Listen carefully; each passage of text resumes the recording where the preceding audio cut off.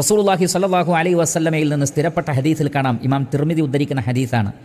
നബി സല്ലല്ലാഹു അലൈഹി വസല്ലമ പറയുകയാണ്, അസ്സിദ്ഖു തുമഅനീനത്തുൻ, സത്യസന്ധത സമാധാനമാണ്, വൽ കദിബുരീബത്തുൻ, കളവ് പറയുക എന്നുള്ളത് രീബത്താണ്, അഥവാ മനസ്സിൻ്റെ സ്വസ്ഥതയെ ഇല്ലാതെയാക്കുന്നതാണ്, മനസ്സിന് എപ്പോഴും ചൊറിച്ചിലുണ്ടാക്കുന്നതാണ്, അതിൻ്റെ സമാധാനം കെടുത്തിക്കളയും. കളവ് പറയുന്നവരും കളവ് പ്രവർത്തിക്കുന്നവർക്കും സമാധാനമുണ്ടാവുകയില്ല.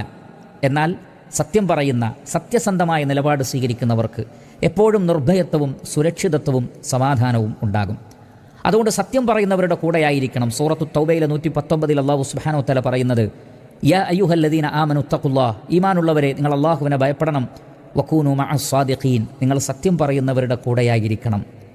ഇമാം ബുഖാരി റഹ്മത്തുള്ളാഹി അലൈഹി ഉദ്ധരിക്കുന്ന ഹദീസിൽ കാണാം, നബി സല്ലല്ലാഹു അലൈഹി വസല്ലം പറയുന്നത്, ഇന്ന സിദ്ഖ യഹ്ദി ഇലൽ ബിർ, സത്യസന്ധത പുണ്യത്തിലേക്ക് ഒരാളെ നയിക്കുന്നു എന്നാണ്. എന്ന് പറഞ്ഞാൽ വാക്കുകളിൽ സത്യസന്ധത പാലിക്കുന്ന ഒരാൾ കർമ്മങ്ങളിലും സത്യസന്ധത പാലിക്കുന്ന അവസ്ഥയുണ്ടാകും.